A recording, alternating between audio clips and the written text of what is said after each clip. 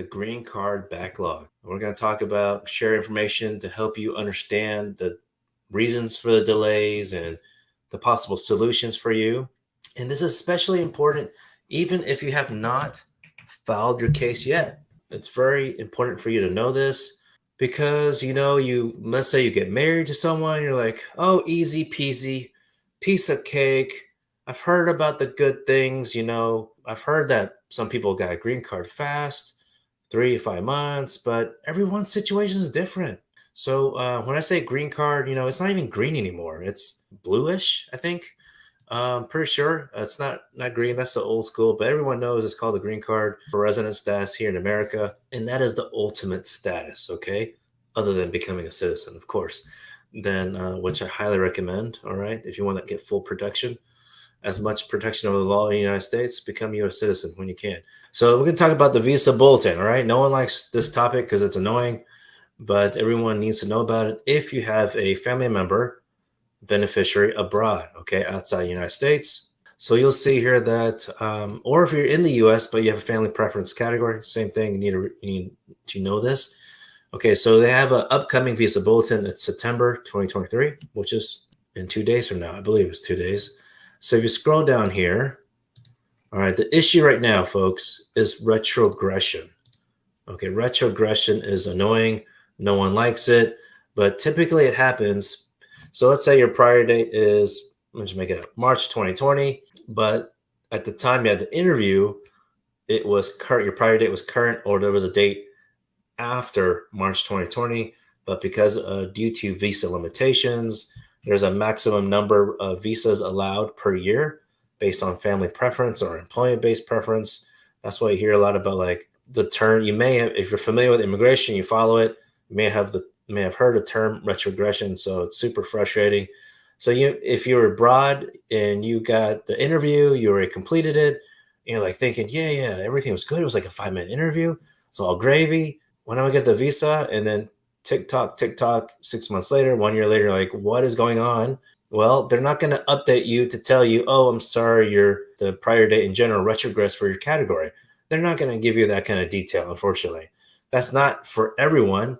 But it's currently in this situation for, the past couple of months because we're near the end of the fiscal year. So they have a visa limitation every fiscal year, which ends in October. The end of October is the end of the fiscal year. So for most people, we rely on the January 1st to December 31st annual calendar.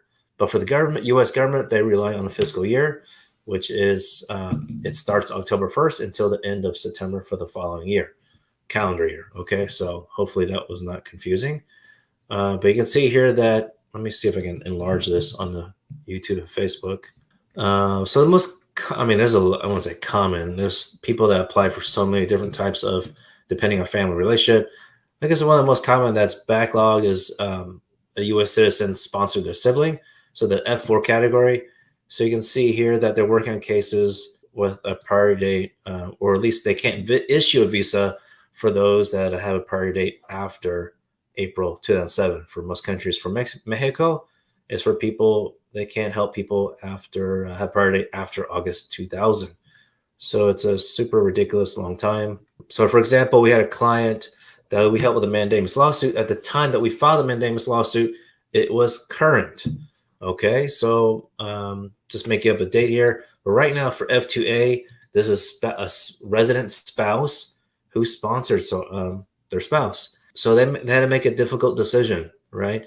So let me share some details. So at the time of his interview, which was I think 2020, they filed on their own, everything like that. But at that time, everyone, they all thought that, oh, I'm going to get the visa like next week or something. Well, lo and behold, 2 years later, or the prior date was 2020, but yeah, 2 years later after the interview, still no visa. So they finally, they learned about mandamus and signed up, and we sued them and finally got, after about 2 months on average, the U.S. attorney got back to us and said, look, we're ready to issue it, the visa.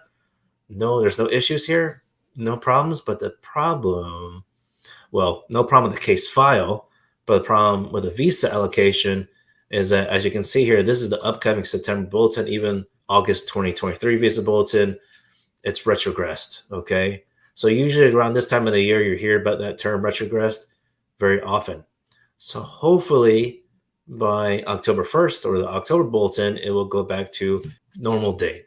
So it's a bit complicated subject, but just want to share that anyway to share knowledge, okay? Because around this time of year, you might be frustrated, but I'm not trying to say by October it's going to be super amazing for you in terms of interview, waiting for interview, less wait time for the visa itself. But it does, what do you call it? It's like filling up gas, I guess you can say. They're filling up the gas in October. So right now they're pretty low in the tank in terms of visas. Okay, if there's any way I could explain it like a day-to-day type of situation. All right, so that's basically it in terms of the explaining the visa backlog. And that's even, so I talked about someone who's abroad, but that can be someone who's in the United States on a family preference. All right, so if some people say, well, marriage cases, or my friend got approved like in 5 months. Well, when was it approved? Was it in April 2023, for example? So it just depends. Sometimes it depends on also field office. It's annoying. But if you apply for adjustment of status in the United States, or you're thinking about it, because I know no one wants to leave the United States, when you're already here, you need to see if you are eligible for a waiver. So well, let me give some different information here. Is that if you enter with a visa, let's say a student visa, but your spouse that sponsored you as a resident, and some reason your F1 status got terminated, you were not able to change status. Look, that's a problem. All right, especially if your spouse doesn't want to become a citizen or just not eligible. Maybe he or she is like 2 or 3 years out from eligibility. It's a problem because if you filed a 485, you have to show proof that you maintain status. They may not give you the courtesy to send you an RFE. Typically they do, but you might just, I would say 99% of the time they're going to send an RFE. So if you just filed it, don't expect to not get an RFE if you're in this situation. All right. So just think about that, because paying the USCIS fee, $1,225. Yeah, it's kind of hefty, especially if you're filing your own and you didn't have the money to pay for a lawyer, or maybe you just didn't want to. I get it. But yeah, make sure you're eligible. I think that's very important, right? The government's not going to tell you that. There's no screening tool. The government doesn't explain the law to people. And that's why we're on a live show, okay? Helping to solve your immigration problems, prevent it from happening in the first place.